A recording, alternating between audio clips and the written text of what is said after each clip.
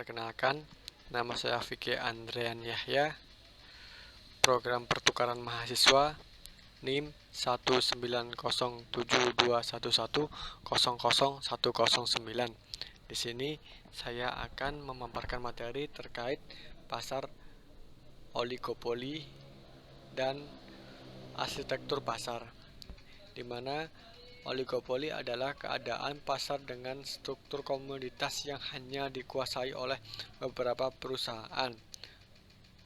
Persaingan antara perusahaan sangat ketat dan strategi pemasarannya dilandasi oleh daya cipta. Next, slide selanjutnya. Oligopoli ada suatu bentuk organisasi pasar di mana penjual atau sebuah produk yang homogen atau terdefinisi jumlah sedikit. Apabila banyak ada dua penjual, namanya duopoli. Oligopoli murni apabila produknya homogen.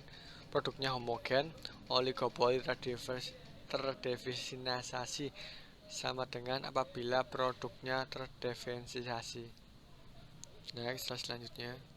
Contoh-contoh oligopoli yang dimana produk homogen, baju, aluminium, kaca, besi, dan lain sebagainya.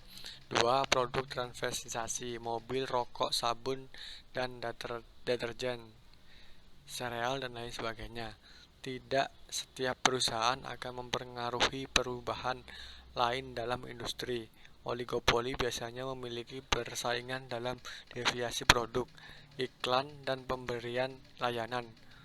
Persaingan non-harga. Next. Sumber terjadinya oligopoli, yang dimana satu, skala ekonomi, yang kedua dibutuhkannya investasi modal besar, yang ketiga proses produk yang didapatkan, yang keempat loyalitas market, yang kelima mengendalikan bahan baku, yang keenam pemberian hak bisnis dan dari pemerintah, yang ketujuh penentuan harga limit. Next.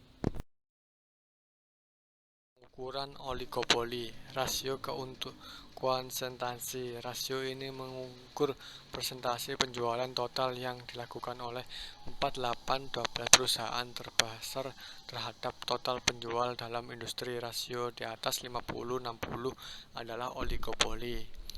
2. Indeks Hayfandel. Indeks ini dihitung dengan menjumlahkan nilai kuartil bangsa pasar semua perusahaan dalam pasar. Yang ketiga, teori pasar yang diperebutkan, concentration market. Jika keluar masuk dalam industri realitas mudah, maka perusahaan dan industri akan bertindak seperti persaingan sempurna. Next. Model Cournot diperkenalkan oleh ekonom Prancis Augustin Cournot. Model Cournot menganggap ada keterkaitan di antara perusahaan yang bergantung sangat erat. Karakteristik pasar di model Cournot: 1. Terdapat lebih dari satu perusahaan dan produk yang dihasilkan bersifat homogen. Perusahaan-perusahaan dalam pasar tidak saling bekerja sama. Ketiga, perusahaan-perusahaan dalam pasar memiliki market power. Yang keempat, jumlah perusahaan dalam pasar merupakan angka tetap. 5. Terdapat strategi behavior yang dilakukan oleh perusahaan. Next. Karakteristik model Cournot. Asumsi dasar model Cournot: setiap perusahaan pasti akan berusaha memaksimalkan profitnya dengan harapan bahwa output decisioner tidak akan mempengaruhi keputusan persaingan. Perusahaan menganggap bahwa output yang dihasilkan pesaingnya adalah tetap. Yang kedua, sehingga semua perusahaan akan mengambil keputusan dengan mempertimbangkan output pesaingnya tanpa menyadari bahwa gerakan mereka masing-masing menjadi dasar pengambilan keputusan persaingan. Next. Permintaan yang terbatas diperkembangkan oleh Pausazi. Jika perusahaan oligopoli menaikkan harga, perusahaan lain tidak akan mengikuti. Saingan permintaan akan elastis. Jika perusahaan oligopoli meneruskan harga, perusahaan lain akan mengikuti sehingga permintaan akan elastis. Implikasinya adalah bahwa kurva permintaan akan terdapat MR akan diskoordinasi dan perusahaan oligopoli tidak akan ubah harga ketika biaya margin berubah. Next. Kesepakatan kartel dalam pasar sering dapat kolusi kerjasama antara perusahaan untuk persaingan dalam rangka meningkatkan keuntungan. Karakter terdiri dari dua, yaitu karakter berbagi besar. Pasar memberikan setiap anggotanya hak ekualitas untuk berprestasi pada daerah geografi tertentu. Karakter terpusat, perjanjian resmi antara berbagai produk oligopoli dari suatu produk untuk mengendalikan harga. Monopoli mengelola output masing-masing anggota dan menentukan bagaimana laba dibagikan. Next. Memilihkan harga. Salah satu cara membuat penyesuaian pasar tanpa harus kualis peran harga adalah kepemimpinan harga. Kepemimpinan harga perusahaan diakui pemimpinan harga melaksanakan perubahan harga dan perusahaan lainnya dalam industri dengan cepat mengikutinya. Perusahaan beramaterik perbesar dominan atau perusahaan biaya terendah di industri. Kurva permintaan didefinisikan sebagai kurva permintaan pasar dikurangi pasokan oleh para pengikut. Perusahaan pengikut mengambil harga pasar seperti diberikan dan memberikan sebagai pesaing sempurna. Implikasi efisiensi oligopoli. Satu, seperti halnya monopoli, harga biasanya terjadi di atas LAC sehingga lebih dalam. Oligopoli bisa tetap ada dalam jangka panjang karena ada hambatan masuk ke pasar. Oligopoli biasanya tidak beroperasi pada titik terendah kurva LAC mereka. Biasanya terjadi alokasi sumber daya yang tidak efisien pada perusahaan industri oligopoli.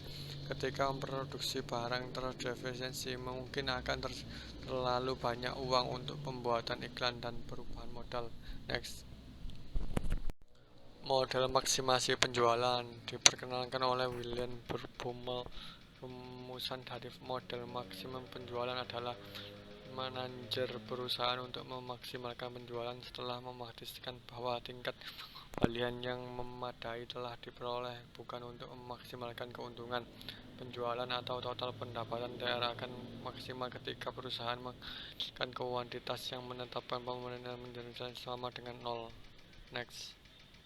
Perkembangan oligopoli global.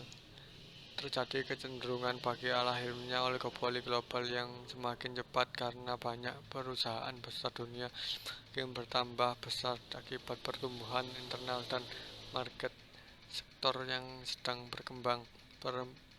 Perbankan internasional, industri hiburan dan komunikasi, tiga produk-produk sehari-hari, makanan dan obat-obatan, elektronik, dan pesawat terbang komersil.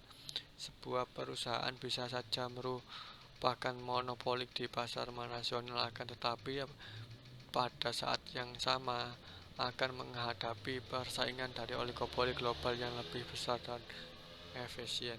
Next. Arsitektur perusahaan yang ideal. Arsitektur perusahaan yang jalan atau cara perusahaan organisasi rangka beroperasi dan merespon perusahaan di pasar. Beberapa arsitektur perusahaan ideal. Perusahaan ideal berorientasi pada kompetisi inti dan sebagian seluruh aktivitas lainnya. Perusahaan ideal adalah organisasi pembelajaran. Ketika perusahaan yang ideal akan mengoperasikan pabrik atau perusahaan dengan benar-benar efisien. 4. Perusahaan ideal menggunakan fisik dan maya dengan tanpa halangan. 5. Perusahaan yang ideal adalah perusahaan yang bisa segera berakhir. Realisme and interpretation. Next.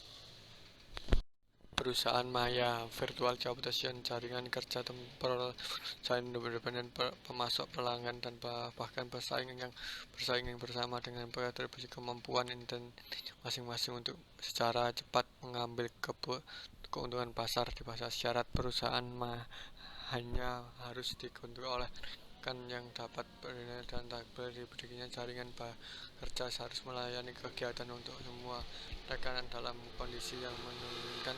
Setelah perusahaan harus memberikan orang yang terbaik dalam Lalu dalam jaringan kerja, tujuan jaringan kerja harus jelas. Jaringan kerja tersebut harus membutuhkan informasi komunikasi yang terintegrasi antara sistem perusahaan. Next. Relationship Interpretation. Relationship Interpretation adalah jaringan perusahaan yang independen membentuk aliansi strategi untuk membangun kepemilikan dan hadir secara geografis yang dibutuhkan untuk menjadi pemimpin global bidangnya. Relationship lebih bersifat jangka panjang, lebih dalam, lebih luas daripada jaringan perusahaannya. Contoh industri pesawat udara, penerapan teknologi komunikasi dan mobil. Next.